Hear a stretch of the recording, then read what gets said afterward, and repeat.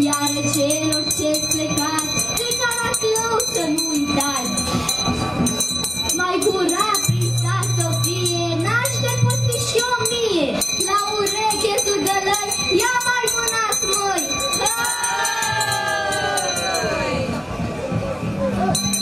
Aho, aho, voi mândri gospodari, faceți colacii mai mari, băgați pâine la cuptor, să ajungă tuturor. N-am venit să ne certăm, ci doar să vă urăm.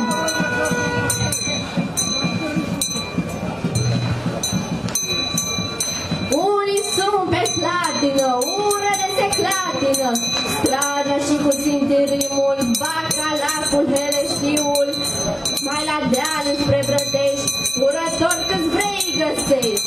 Ei din suflet tot colindă celor care stau în tindă.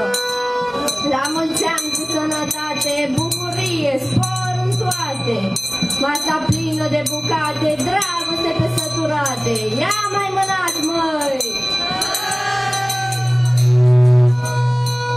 Aho, aho, din Bârsănești, comună cum nu găsești. Nu suntem noi prea bogați, nici nu suntem aroganți, dar avem un suflet mare, viață veșnic sărbătoare. Iubim pacea și dreptatea, țelul sfânt și libertatea. Iubim sportul, iubim cântul, iubim arta și pământul.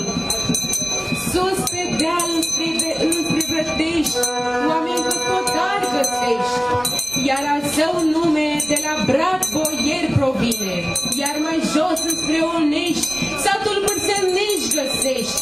De la oieri buni ei vin, laude li se cuvin.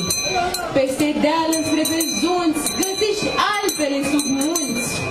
De la dealul alb au nume, de aici Alben le vine. Părâu negru Caraclău, de acolo vin chiar eu. Suntem buni și iubitori și mereu noi iertători. Iar acum, la încheiere, eu vă spun la revedere. Să aveți un an frumos, să fiți veșnic sănătoși, să strigăm cu toții, mă!